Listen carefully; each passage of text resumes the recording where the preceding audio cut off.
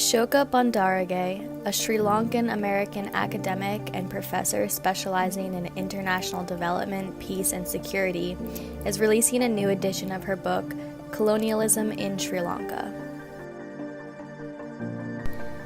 Using primary sources, the book discusses in authoritative detail the origin and evolution of British colonial rule, the implementation of a plantation economy at the center of their power, and the transformation of the Kandyan Highlands of Sri Lanka. Sri Lanka, previously known as Ceylon, experienced European colonial rule for 443 years, beginning with the rule of the Portuguese, followed by the Dutch, and most recently by the British. Sri Lanka declared its political independence in 1948, but current processes of external economic, cultural, and military domination, in other words, neo-colonialism, continues to threaten the sovereignty of this small island country.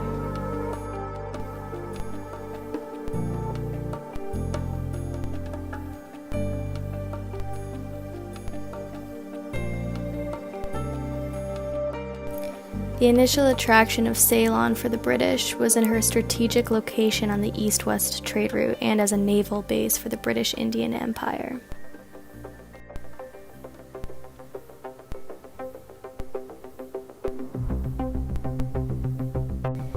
With deception and manipulation, the British conquered the land and built a class of native collaborators.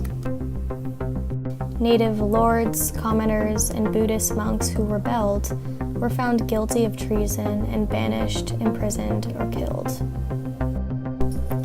In the words of James Stewart, master attendant of the colonial state,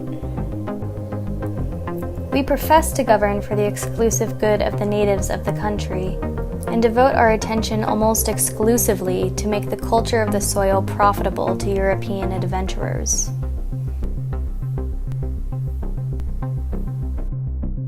First as free grants and then at the giveaway price of 5 shillings an acre, the early British planters, almost all of them government officials, were able to accumulate vast tracts of land in the Kandyan Highlands.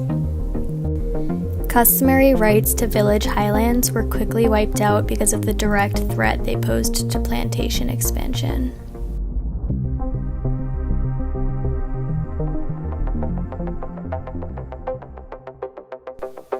In the post-World War II transfer of power from the deflating British Empire, the United States began its Sri Lankan influence with overt and covert election interference and political advisors starting in 1956 in support of the right-leaning, U.S.-friendly political party. U.S. corporate interest has continually been advanced in Sri Lanka by the IMF and World Bank. Military aid and training and the soft power tactics of the National Endowment for Democracy increased U.S. influence from the 1980s onwards. These external pressures have reinforced and in some cases advanced the old colonial structures and power dynamics that John Stewart so candidly said make the culture of the soil profitable to foreign adventurers.